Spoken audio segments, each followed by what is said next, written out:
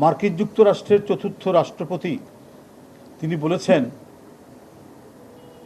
সেই আজ থেকে 200 বছর আগে, if all man were angel government would not be necessary. যদি প্রত্যেকটা মানুষই ফেরেশতা হতো তাহলে তো সরকারের প্রয়োজন পড়তো না। কিন্তু যেহেতু একটি রাষ্ট্র সমাজে প্রত্যেকটা মানুষ ফেরেশতা নয়, সেখানে কিছু অপরাধী থাকে, সেখানে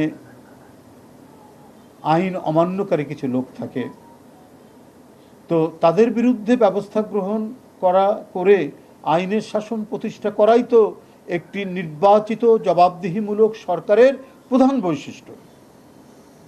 সেই পদক্ষেপ, সেই দৃষ্টান্ত আপনারা প্রতিটি পদে পদে দেখেছেন যে বর্তমান নির্বাচিত প্রধানমন্ত্রী এবং সরকার যে কোনো ঘটনায় তিনি সেটিকে চিহ্নিত করে তার বিরুদ্ধে ব্যবস্থা গ্রহণের জন্য ব্যবস্থা নিয়েছেন।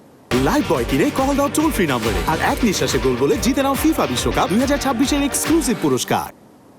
আপনারা রামিসার সেই নিপীড়নের মধ্যে দিয়ে হত্যার ঘটনা জানেন, কিভাবে তিনি সেখানে ছুটে গিয়েছেন, তাদেরকে সান্ত্বনা দিয়েছেন এবং অপরাধীকে আইনের আওতায় নিয়ে এসছেন এবং অতি দ্রুত বিচার আদালত সেটি করবে, নিশ্চিত করবে, এবং সেই বিশ্বাস আমাদের জনগণের প্রত্যেকেরই আছে।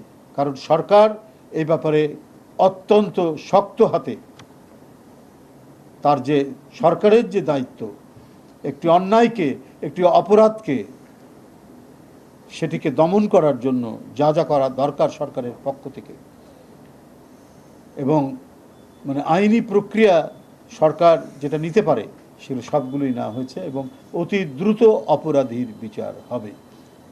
এবং এইরকম নানা ক্ষেত্রে, কি জাতীয় দুর্যোগ, সে বন্যা, খরা, অথবা দীর্ঘদিন ধরে সমাজের যে দারিদ্রতা, যে ধরনের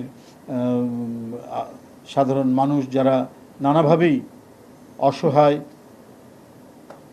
হয়তো সামান্য অর্থের জন্য সে তার জমিতে কাজ করতে পারছে না, বা সে একটা মুরগির খামার পালন করতে পারছে না, তাদের জন্য শুরু থেকেই তিনি যে অঙ্গীকারগুলো করেছিলেন নির্বাচন আগে সেটা বাস্তবায়ন করছেন। তাদের মধ্যে আপনারা জানেন ফ্যামিলি কার্ড, কৃষি কার্ড এবং আরও বিভিন্ন কার্ড, হেলথ কার্ড, এগুলো শুরু হবে সামনে। ইতিমধ্যে এই দুটি কার্ড দেওয়া হয়েছে। এটা কিসের জন্য? সোশ্যাল আপলিফটমেন্ট, সোশ্যাল ডেভেলপমেন্টের জন্য। তার যে অঙ্গীকার, এই অঙ্গীকার শুরু থেকেই, প্রথম দিন থেকেই তিনি সেই কাজগুলো করছেন। তারপরেও কেউ কেউ বলছেন ষড়যন্ত্র হচ্ছে, চক্রান্ত হচ্ছে। আপনারা যদি এই দেশের রাষ্ট্র কাঠামোর অংশ হয়ে থাকেন, এদেশের রাজনৈতিক যে কাঠামো তার যদি অংশ হয়ে থাকেন, তাহলে সেই ক্ষেত্রে আপনারা সরকারের যেগুলো ভুল হচ্ছে সেটা আপনারা ধরিয়ে দিতে পারেন। কিন্তু চক্রান্ত করা, ষড়যন্ত্র করা এবং নানাভাবে চক্রান্তের ইঙ্গিত দেওয়া, এইটা এদেশের মানুষ কখনোই এটাকে ভালোভাবে নেয়নি, ভালোভাবে নেবে না।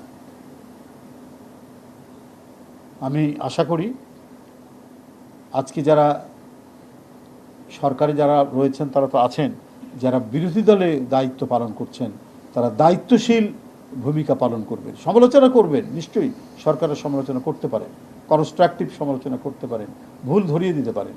কিন্তু যদি কোনো বৃহত্তর মানে চক্রান্তের নীল নকশার অংশ হন, তাহলে সেটি হবে দেশের জন্য, রাষ্ট্রের জন্য বিপজ্জনক। বরং যে গণতন্ত্রের ধারা দীর্ঘ সংগ্রাম এবং ফ্যাসিবাদের বিরুদ্ধে লড়াইয়ের মধ্যে দিয়ে, অনেক আত্মহতি এবং রক্তপাতের মধ্যে দিয়ে যেটি গড়ে উঠেছে, সেটিকে আমাদের চলতে দিতে হবে, যেটাভাবে সবলভাবে চলতে পারে, তেজোদ্দীপ্তভাবে চলতে পারে, এবং আমরা যাতে সমস্ত গণতান্ত্রিক প্রতিষ্ঠানগুলোকে আমরা দৃঢ় এবং শক্তিশালী করতে পারি, যেখানে আর কোনো প্রশ্ন উঠতে পারে না। এদেশে প্রতিটি নির্বাচন হবে অবাধ সুষ্ঠু নির্বাচন। সেই ক্ষেত্রে নির্বাচন কমিশন একটি শক্তিশালী গণতান্ত্রিক প্রতিষ্ঠান। আমাদের আইনের শাসন, আমাদের প্রশাসন, পুলিশ সবগুলোকে নিরপেক্ষ এবং শক্তিশালী করার যে দৃঢ় অঙ্গীকার মাননীয় প্রধানমন্ত্রী করেছেন, যে পদক্ষেপগুলি নিচ্ছেন, সেই পদক্ষেপগুলি প্রতিষ্ঠানকে শক্তিশালী করার। তো সুতরাং এই কাঠামোর মধ্যে থেকেই আমাদের সবাইকে কাজ করতে হবে, যাতে কেউ ভিকটিম না হতে পারে।